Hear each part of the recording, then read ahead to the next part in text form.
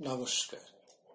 প্রাণারামের মাধ্যমে সম্প্রচারিত ভারত কথার গ্রন্থিমোচনের 513তম পর্বে আপনাদের সবাইকে জানাই সাদর সম্ভাষণ।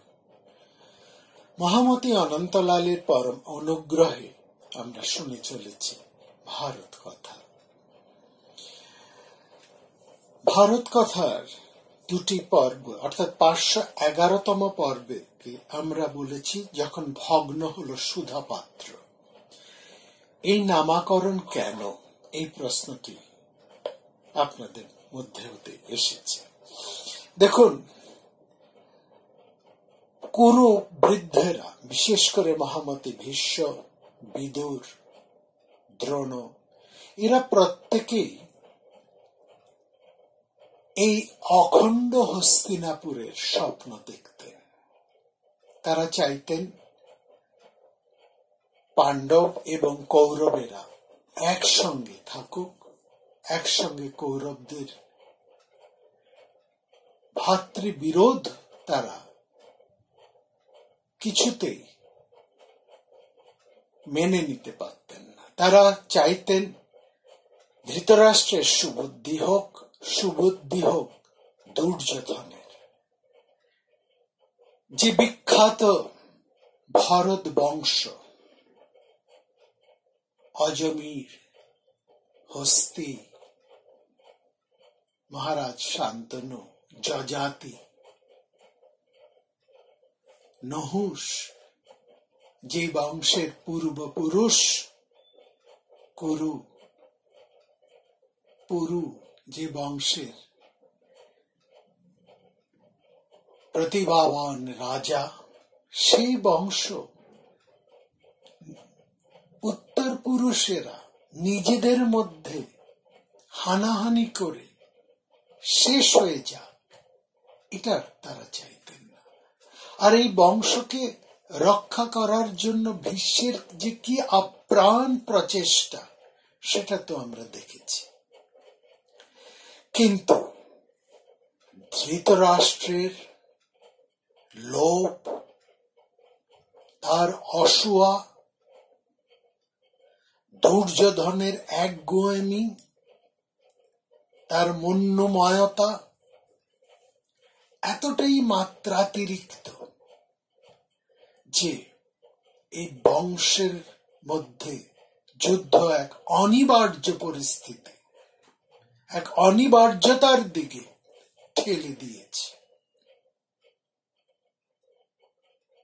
ধৃতরাষ্ট্রের লোভ এবং দুর্যোধনের মোহ, তারা তবু আপ্রাণ চেষ্টা করছেন। কিন্তু সঞ্জয় যখন ফিরে এলেন, সঞ্জয়ের ভাষা এবং তার আচরণ দুটোই শঙ্কিত করেছে কুরুবৃদ্ধদের, ভীষ্মকে, বিদুরকে। তাই তারা যা আশঙ্কা করছিলেন তাই যেন সত্যি হয়ে উঠেছে। সেই জন্যই এই পর্বটিকে আমরা বলেছি যখন ভগ্ন হলো সুধা পাত্র রূপে হস্তিনাপুর, অখণ্ড হস্তিনাপুর, এই বিশাল ভারত কুল আজ ধ্বংসের মুখোমুখি। আমরা শুনছিলাম সঞ্জয় অর্জুনের যুদ্ধের ভাষা শোনাচ্ছেন উপস্থিত সমবেত হস্তিনাপুরের রাজন্য বৃন্দের কাছে, সভ্য বৃন্দের কাছে। উপস্থিত আছেন সমস্ত কুরুবৃদ্ধেরা, উপস্থিত আছেন মহারাজ ধৃতরাষ্ট্র, উপস্থিত আছেন কৌরব পুত্রেরা, কর্ণ, শকুনি সহ অন্যান্য নিমন্ত্রিত হস্তিনাপুরের পরিচিত মানুষজনেরা। সেখানে গত পর্বে আমরা এক প্রশ্ন রেখেছি যে শিখণ্ডী হাতে ভীষ্ম মারা যাবেন, এই খবরটা যখন পাণ্ডব সহ কৌরবেরা সবাই জানতেন তখন কেন যুদ্ধের প্রথম 10 দিন তারা এরকম ভয়ঙ্কর ভাবে নিজেদের সৈন্যদের ভীষ্মের হাতে মারা যেতে দিলেন, ভীষ্মের হাতে ধ্বংস হতে দিলেন। কারণ আমরা দেখব ভীষ্ম পর্বে প্রথম 10 দিন বিশ্বযুদ্ধে ভয়ঙ্কর। তিনি প্রতিদিন 10,000 করে পাণ্ডব সৈন্য বিনাশ করছেন। 10 দিনে 10,000 করে বিপুল পরিমাণ সৈন্য ধ্বংস করেছেন ভীষ্ম। এটা কি প্রতিরোধ করা সম্ভব ছিল না? পাণ্ডবেরা তো জানতেন বিশ্ববধের উপায়, তাহলে কেন প্রথম দিনই তারা শিখণ্ডীকে ভীষ্মের সামনে দাঁড় করিয়ে দিলেন না? এখানে আমাদের দুটি কথা বলার আছে। একটি হচ্ছে শিখণ্ডীর তাৎপর্য, যা আমরা ওই ভীষ্ম পর্বের ওই সময় ব্যাখ্যা করব, এখন নয়। এখন দ্বিতীয় কথাটি, অর্থাৎ সংক্ষেপে কেন পাণ্ডবেরা প্রথম থেকে শিখণ্ডীকে নিয়ে এলেন না, জানা সত্ত্বেও যে শিখণ্ডী হচ্ছেন ভীষ্মের প্রাণঘাতক, ভীষ্মের হন্তারক, জেনে শুনেও তারা কেন এই ভয়ঙ্কর সৈন্য বিনাশটা ঘটতে দিলেন? আসল কথা, ভীষ্মের মতন বীর পুরুষকে পাণ্ডবেরা এতটুকু অমর্যাদা করতে দেননি। তারা ভীষ্ম, দ্রোণ, কৃপ সমস্ত কুরু বীরদেরকে, অশ্বত্থামা প্রত্যেকেই তাদের যথাযোগ্য বিরোচিত মর্যাদা দিয়েছে। বিরোচিত মর্যাদা তারা দিয়েছেন দুর্যোধনকেও, সে কথায় পরে আসব। ভীষ্মের কথা বলছি, সে ভীষ্মের কথাতেই আমরা আসি। তারা যথাযোগ্য মর্যাদা দিয়েছেন মহাবীর যুদ্ধ পরাক্রম এবং তাদের পরম প্রিয় পিতামহ ভীষ্মকে। তারা পারতেন, তারা যেহেতু জানতেন, তারা নিশ্চয়ই পারতেন শিখণ্ডীকে দাঁড় করিয়ে দিতেন। কিন্তু শিখণ্ডীকে দাঁড় করিয়েই যদি তারা ভীষ্মকে বধ করতেন, তাহলে এটা পাণ্ডবদের পক্ষে যশস্কর হতো না। এটা যেমন ভীষ্মের যশহানি ঘটত, তেমনি পাণ্ডবদেরও যশহানি ঘটত। তারা এইভাবে ভীষ্মের অমর্যাদা করতে চাননি। এই উপায় নিয়ে তারা নিজেদের ক্ষত্রোচিত সম্মান নষ্ট করতে চাননি, মর্যাদা নষ্ট করতে চাননি। একইভাবে তারা মহামতি ভীষ্মের মর্যাদাকেও অসম্মান করতে চাননি।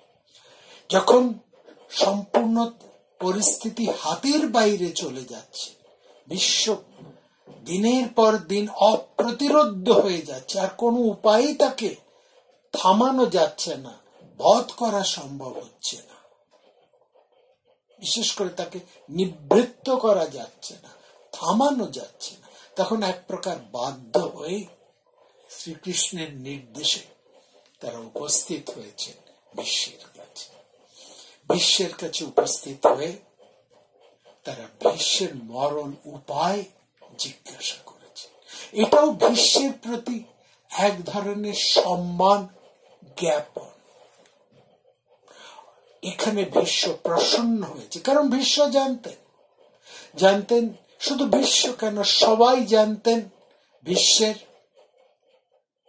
মৃত্যুবান কোথায়, এবং ভীষ্ম এটা জানতেন যে পাণ্ডব কেন, সবাই তা কম বেশি জানে। তবু তার কাছে এসে তারই প্রাণবধের উপায় যখন পাণ্ডবেরা জিজ্ঞাসা করছেন, তখন একদিক দিয়ে পাণ্ডবেরা বিশ্বের অপ্রতিরোধ্যতা, তার ক্ষমতাকে তারা স্বীকার করে নিচ্ছে, তার কাছে তারা এক ধরনের পরাজয় স্বীকার করে নিয়েছে।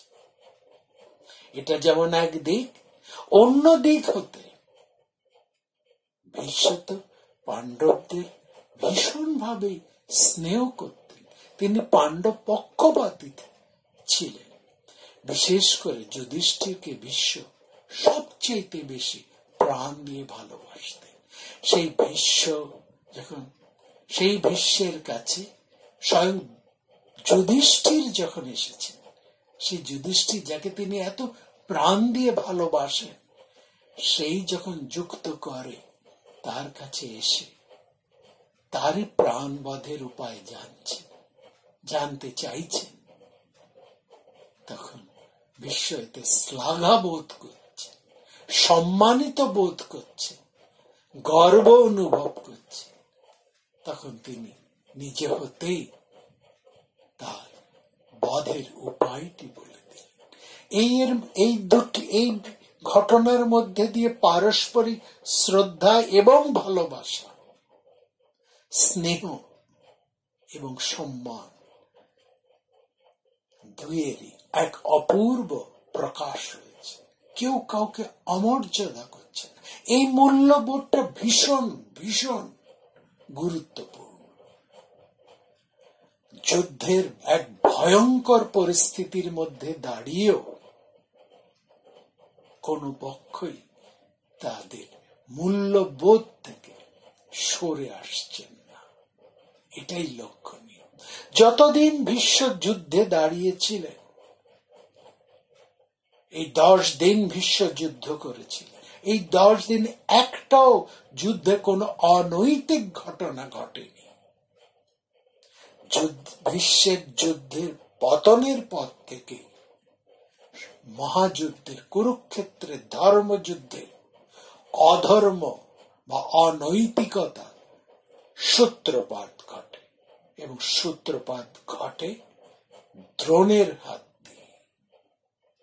সে কথা আমরা যথাসময় আলোচনা করব। আমরা চলে আসি আলোচনায়। সেখানে অর্জুনের কথা বলছেন, অর্জুনের যুদ্ধের ভাষা শোনাচ্ছেন সঞ্জয়।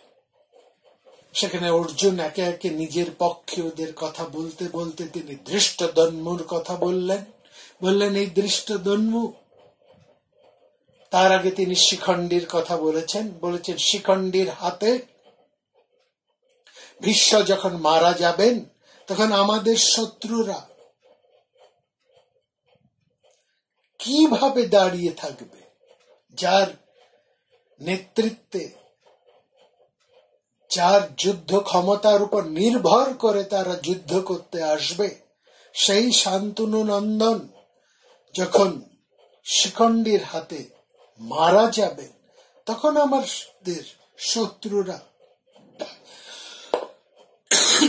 কি একজনও বেঁচে থাকবে? রানে হাতে কৌরবানং প্রবীরে শিখণ্ডিনাং শান্তনর্বৈতনুচি यदा शिखंडी रथिना प्रचिन्नं भीष्मं रथिनाभिजतातरस्। এইভাবে একে একে ভয়ঙ্কর ধৃষ্টদ্যম্নুর কথা, সমকের কথা, বৃষ্ণিসাত্তকীর কথা উচ্চারণ করলেন অর্জুন। বললেন এরা যখন যুদ্ধ করতে আসবেন, তখন দুর্যোধন যুদ্ধের জন্য অবশ্যই অনুতাপ করবে। এবার বললেন হিরণ্ময় রথে করে 4টি শ্বেত অশ্ব দ্বারা চালিত হিরণ্ময় রথে, যার শুভ্র ধ্বজা অনেক দূর থেকে দেখা যায়, সেই স্বর্ণময় শীত চতুর অশ্ব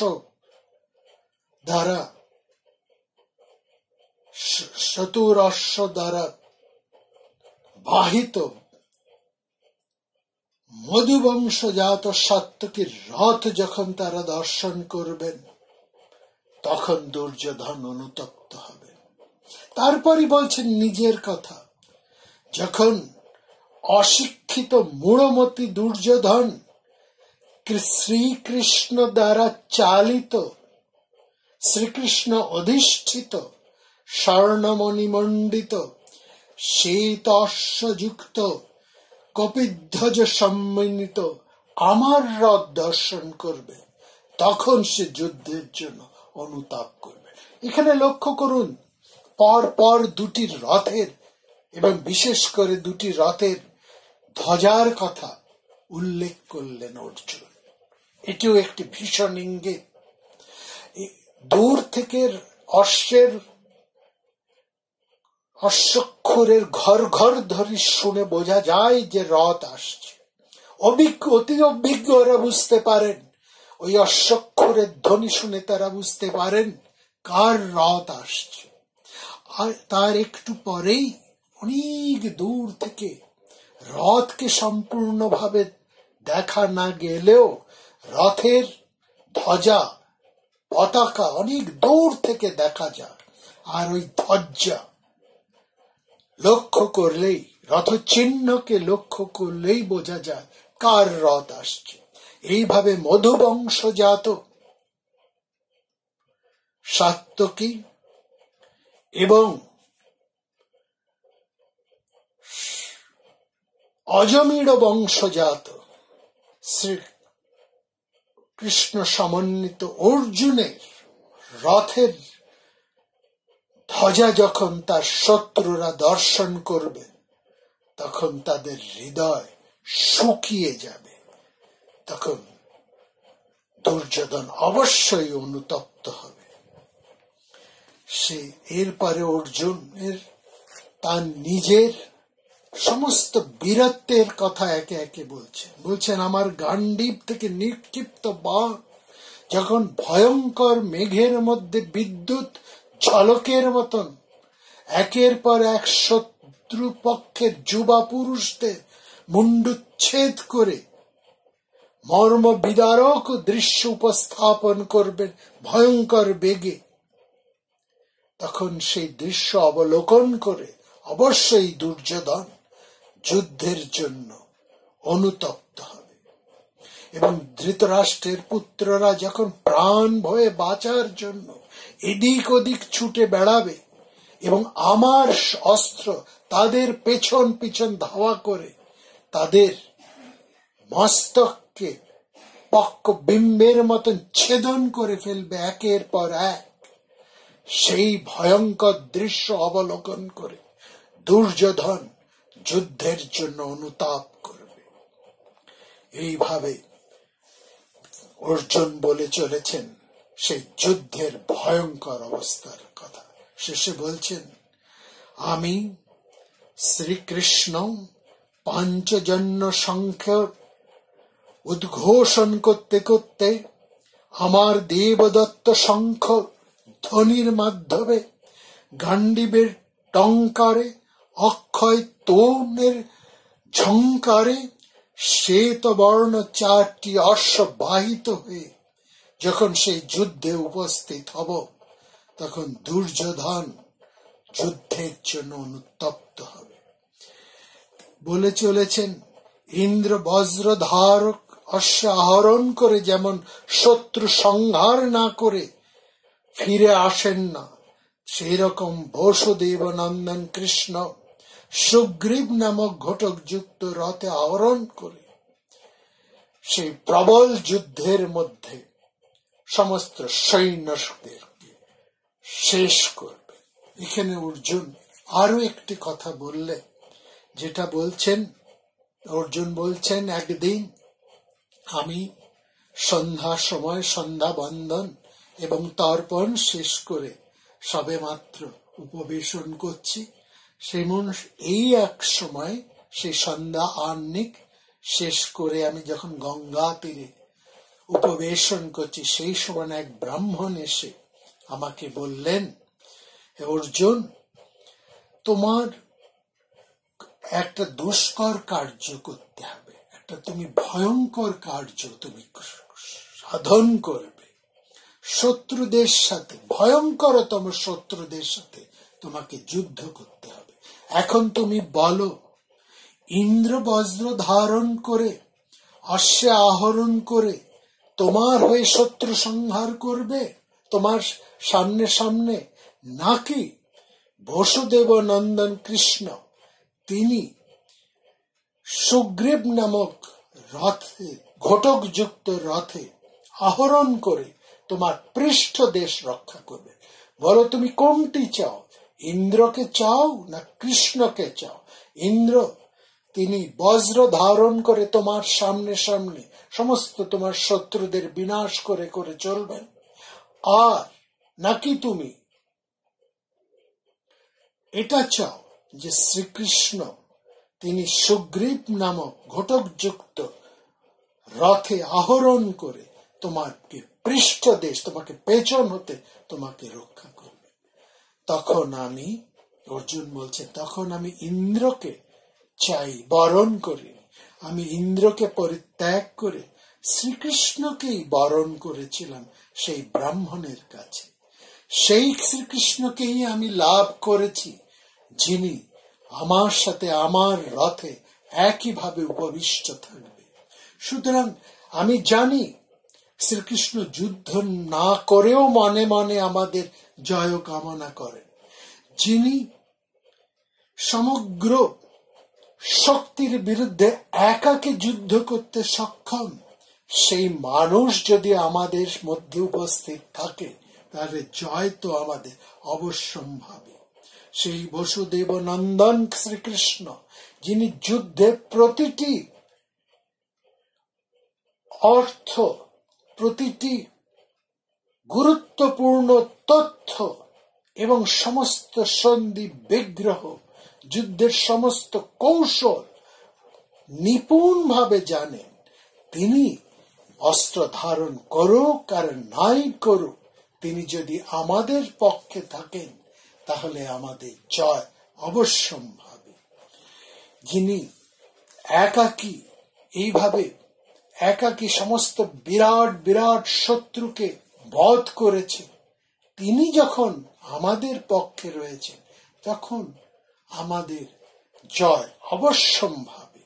এবং তাকে আমাদের রথে উপস্থিত দেখে দুর্যোধন নিশ্চয়ই পশ্চাতাপ করবে। এভাবে অর্জুন একের পর এক কৃষ্ণের হাতে যে সমস্ত বিশাল ভয়ঙ্কর যোদ্ধ বীররা মারা গিয়েছেন, তাদের কথা পর পর বলে চলেছে। সমস্ত কথা বলতে বলতে শেষে তিনি বলছেন যে কর্ণকেও এই কথাগুলি শুনিয়ে বলো যে যখন একের পর এক সমস্ত বীরেরা মস্তক ছিন্ন হয়ে ওই মহাসমরে ভুলুণ্ঠিত হয়ে পড়বে, রক্ত বমন করবে, সমস্ত যুদ্ধবীরেরা হতচৈতন্য হয়ে যাবে এবং তাদের একজনও রক্ষা পাবে না, তখন এই কর্ণ কোথায় থাকে আমি সেটা দেখতে চাই। স্পর্শ না করলেও গান্ডীব ধনু যেমন বিস্ফারিত হয়, আকর্ষণ না করলেও সেই ধনুর গুণ যেমন কম্পিত হয়, আমার বাণগুলো যেমন বারবার এই অক্ষয় তূণ হতে নির্গত হয়, সে যেন সর্প নিজের জীর্ণ চর্ম পরিত্যাগ করে নির্গত হয়, সেইভাবে আমার নির্বল তরবারি যেন কোষ থেকে নির্গত হতে থাকে এবং ধৈর্যের উপরে সেই কপির চিহ্ন যখন ভয়ঙ্কর বাক্য উচ্চারণ করে, শৃগাল সমূহ রব করে, রাক্ষসের আকাশ থেকে নিপাতিত হয় এবং সমস্ত পক্ষীকুল ভয়ে এদিক ওদিক ছুটতে থাকে, সেই সময় নিশ্চয়ই দুর্যোধন এই সমস্ত দৃশ্য অবলোকন করে কর্ণের সাথে অনুতাপ বানে অনুতপ্ত হবে। গ্রীষ্মকালে প্রজ্বলিত অগ্নি যেমন বনে সংলগ্ন হয় আর কিছুই রক্ষা করে না, কোনো কিছুরই অবশিষ্ট রাখে না, সেই রূপ আমার এই স্থূলাকর্ণ মহাস্ত্র, পাশুপত মহাস্ত্র, ব্রহ্মাস্ত্র এবং ইন্দ্র দেবতাদের দ্বারা অস্ত্রগুলো যখন আমি একের পর এক নিক্ষেপ করব, তখন আমার শত্রুপক্ষের একটি প্রাণ বাঁচার কোনো উপায় থাকবে না। যাই হোক সঞ্জয়, তুমি এই সমস্ত কথা শান্তনু নন্দন, বৃদ্ধ ভীষ্ম, কৃপ, দ্রোণ, অশ্বত্থামা এবং বুদ্ধিমান বিদুর তাদের সামনে বলবেন। এই সমস্ত কথা শুনে তারা যা বলেন তাই নিশ্চয়ই গ্রহণযোগ্য হবে। কৌরবেরা সকলে দীর্ঘায়ু হন এই কামনা করি। এই অর্জুনের এই ভয়ঙ্কর বাক্য যখন নির্গত হলো, সভাস্থলের মধ্যে একটা ভয়ের শিরশিরানি সমস্ত উপস্থিত সভ্যবৃন্দের মধ্যে কম্পিত হল। সভা স্তব্ধ, মৌন, ভয়ার্থ। ধীরে ধীরে সেই সভার মধ্যে কথা বলতে উঠলেন শান্তনু নন্দন ভীষ্ম। তিনি কি বললেন আমরা শুনব আগামী পর্বে। সবাই ভালো থাকবে।